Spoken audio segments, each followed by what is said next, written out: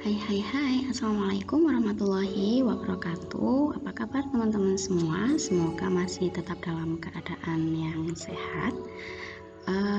Mungkin kalian sudah mulai bosan dengan pembelajaran online ini, tapi jangan khawatir, kebosanan ini tidak hanya kalian saja merasakan, tetapi semua siswa yang ada di muka bumi ini merasakan, kecuali yang ada di kutub utara sama kutub selatan, karena cuma ada penguin.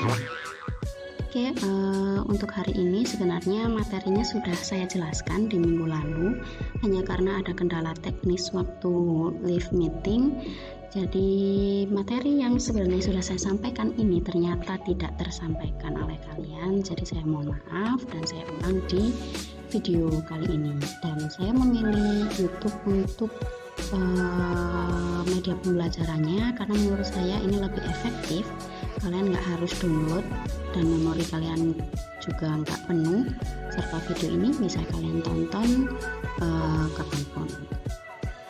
Sebelumnya saya mengucapkan terima kasih buat teman-teman yang sudah mengerjakan tugas tentang uji fitofarmaka yang sudah dilaksanakan minggu lalu. Untuk tugasnya semuanya bagus, saya excited waktu menilai dan memeriksa tugas kalian, dan saya sendiri pun sempat merasa insecure loh dengan cara kalian menjelaskan, soalnya benar-benar profesional sih gitu. Oke, langsung aja kita masuk ke materinya. Untuk hari ini kita melanjutkan uji obat tradisional. Kalau yang waktu di kelas saya menjelaskan uji obat tradisional yang jamu dan UHT, nah kali ini saya menjelaskan tentang uji obat tradisional yang fitofarmaka. Untuk materi fitofarmaka sendiri sebenarnya sudah saya sampaikan di kelas 11 di tahun lalu ya, tapi akan saya ulang karena saya yakin teman-teman semua ini sudah amnesia. Oh ya, sebelumnya saya mengucapkan terima kasih karena kalian sampai detik ini masih menonton video penjelasan ini. Oke, silakan disimak ya. Baik, untuk fitofarmaka sendiri, buat yang masih belum paham atau lupa, jadi fitofarmaka ini salah satu bentuk sediaan obat tradisional ya. Dia berasal dari bahan alam yang telah dibuktikan keamanan dan khasiatnya. Jadi udah hampir setara dengan obat-obat sintetis yang berada di pasaran. Nah, kenapa dia disebutkan sudah dibuktikan keamanan dan khasiatnya? Karena dia itu sudah mengalami uji praklinik dan uji kliniknya, mulai dari bahan baku sampai produk jadinya.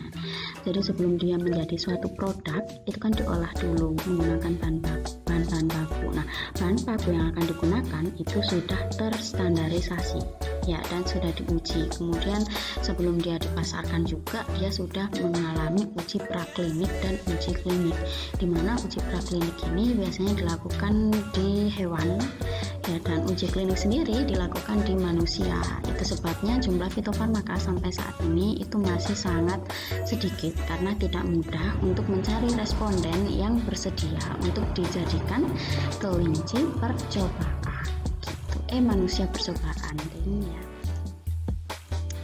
Nah, ini butuh waktu 5-10 tahun dan dana yang cukup besar untuk sampai ke fitofarmaka atau yang memiliki efek fitoterapi ya. Jadi ujinya itu enggak 1-2 bulan aja, tetapi memakan waktu 5-10 tahun, dan juga dananya ini cukup besar ya untuk membiayai responden-responden dan juga untuk standarisasi bahan baku yang segitu banyaknya ya. Yaitu juga salah satu alasan kenapa sampai sekarang jumlah produk fitofarmaka ini masih sedikit. Nah, ini ada 5 contoh produk fitofarmaka yang ada di Indonesia.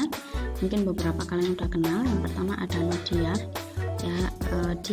Diar ini biasanya digunakan untuk pengobatan diare. Nah, Nodiar sendiri adalah produk dari Kimia Farma, dimana dia tiap tabletnya mengandung atapulgit sama CD volume extract atau daun jambu biji ya, sama ekstrak kunyit ini, Curcuma domestica, dan traditional use for treatment of non-specific diare. Dia digunakan untuk pengobatan diare yang spesifik.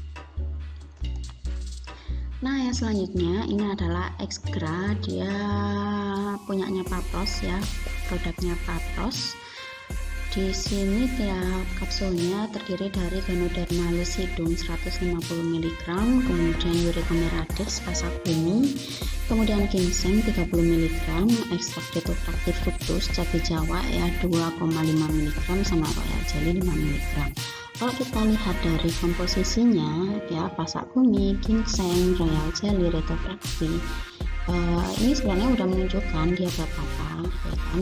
Ini obat untuk pria sih, lebih ke pria, untuk disfungsi ereksi atau untuk ejakulasi dini ya, meningkatkan stamina juga ya. Jadi for your information aja, Esdra ini adalah bukan tiruan ya, sebenarnya dia itu istilahnya adalah Viagra versi Indonesia. Kalau Viagra itu miliknya Pfizer ya, kalau nggak salah punyanya Amerika. Kalau Esdra ini punyanya Indonesia ya. Karena kenapa sih Esdra ini dibuat? Karena harga Viagra itu sangat mahal ya, per tabletnya kalau nggak salah mencapai berapa ya, kalau nggak salah loh ya, ini 90.000 sih kalau nggak salah tuh. Makanya terus para peneliti itu melihat kita ini sebenarnya punya bahan alam loh ya, yang memiliki potensi untuk pengobatan itu. Akhirnya salah satu peneliti yang jenius sama Papros dibiayai semua penelitiannya sampai jadilah si Esdra ini, Esdra for Men ya, karena dia emang untuk laki-laki gitu. Salah itu kurang lebih ceritanya seperti itu ya, munculnya Esdra. Nah selanjutnya pasti teman-teman sekarang udah nggak asing ya sama Stimuno, apalagi sejak COVID kemarin ya. Stimuno ini salah satu peningkat sistem imun yang lumayan laris di pasaran juga. Dia punyanya Dexa Medica. Tiap komposisinya, kalau sirup tiap 5 milinya dia mengandung ekstrak Phyllanthus niruri 25 mg.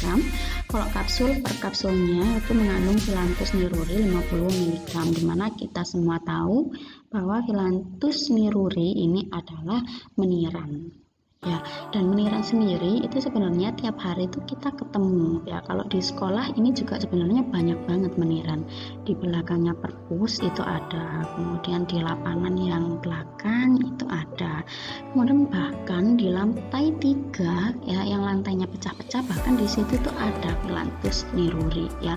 Begitu kayaknya sumber daya alam Indonesia, sampai bahan-bahan berkhasiat obat seperti ini kita anggap sebagai rumput ya gitu.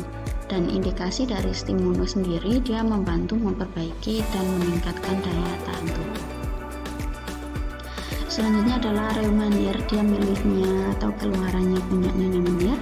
Komposisinya di sini sebagai antara lain Curcuma domestica rhizoma, Zingiberis rhizoma ekstrak, Curcuma rhizoma ekstrak, Pandurate rhizoma ekstrak, serta Retofractive fructus ekstrak 125 mg.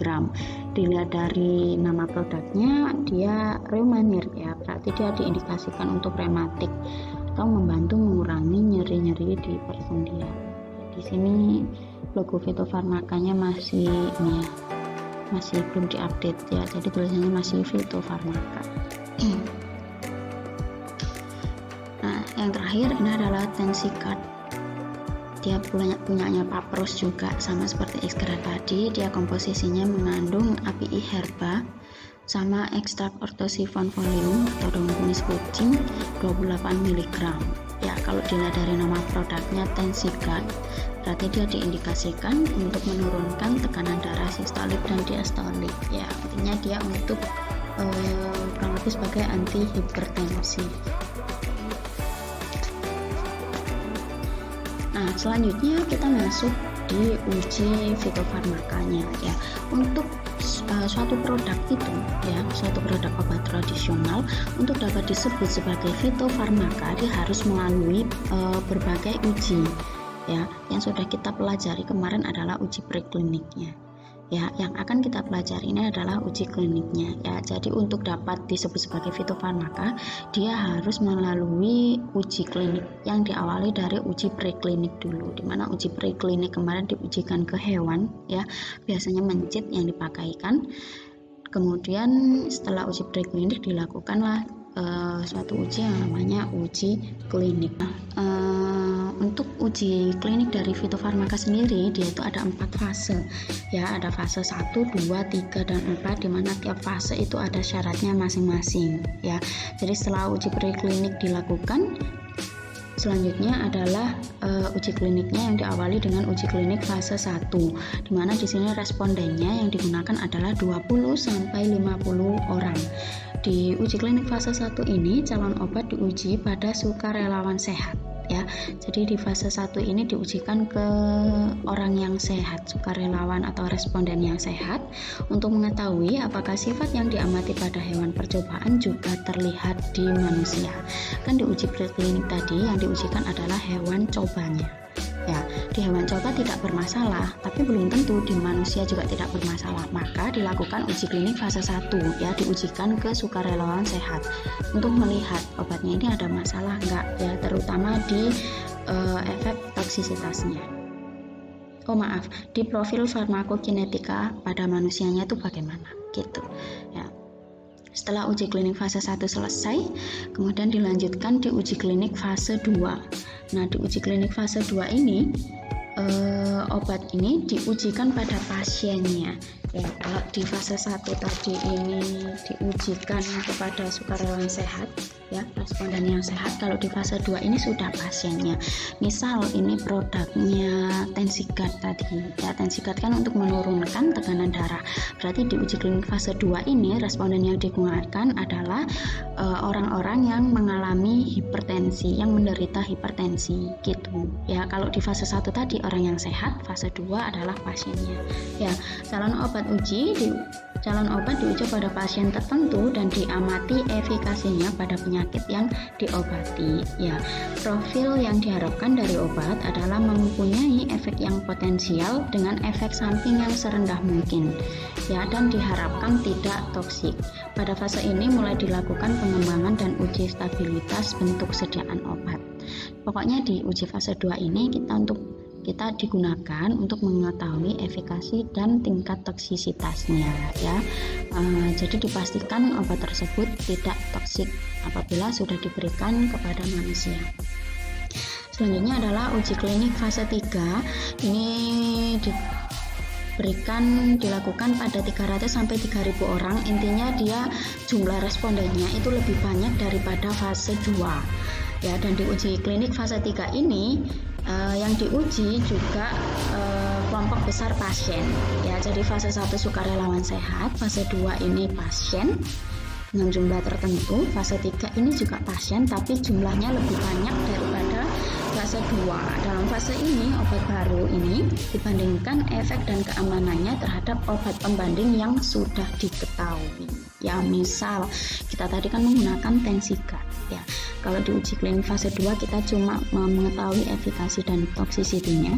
Kalau di uji klinik fase 3 ini obat baru ini, misal ini Tensigat ya, Tensigat ini dibandingkan efek keamanannya dengan obat yang sudah berada di pasaran. Misal pasti yang sudah beredar amlodipin, nah itu dibandingkan ya. Misal amlodipin itu bisa menurunkan tensi dalam waktu sekian menit, nah dilihat Tensigat bisa nggak, sama nggak dalam sekian menit gitu. Pokoknya intinya dibandingkan dengan obat yang sudah beredar di pasaran gitu.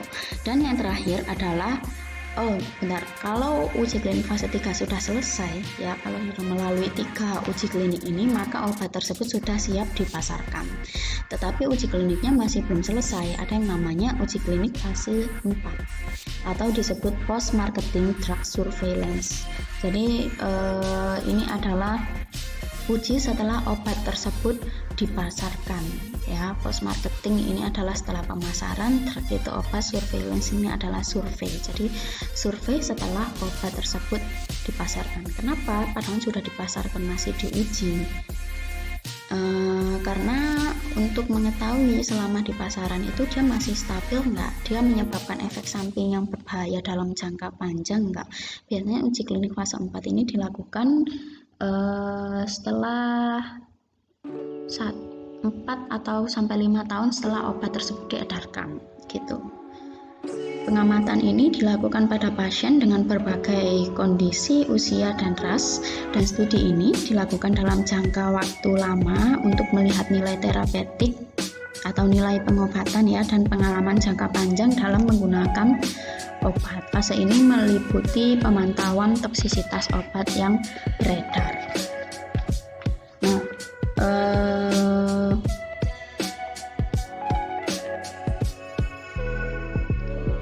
karena sempat ada beberapa kasus obat yang udah beredar ternyata dia ditarik lagi karena dia memiliki efek samping yang membahayakan. Contoh dulu itu ada obat yang namanya serivastatin, itu digunakan untuk anti hiperkolesterolemia atau untuk kolesterol ya. Ternyata setelah dia dipasarkan beberapa tahun dalam jangka waktu lama dia menyebabkan kerusakan ginjal ya. Jadi walaupun dia diuji fase 1, 2, 3 lolos, ternyata di penggunaan jangka lama dia berbahaya ya, dia ditarik gitu. Jadi itu salah satu tujuan dilakukan uji klinik fase 4 untuk mengetahui efek terapeutiknya dan efek sampingnya ketika jangka lama pemakaian gitu ceritanya. Oke, ternyata sudah selesai. Untuk pertanyaan kalian bisa tanyakan di kolom komentar atau di kolom diskusi Google Classroom di mana saya share link ini. Terima kasih kalian sudah menyimak sampai detik ini. Mohon maaf apabila sempat ada kendala waktu minggu lalu. Selamat belajar, tetap ya. Assalamualaikum warahmatullahi wabarakatuh.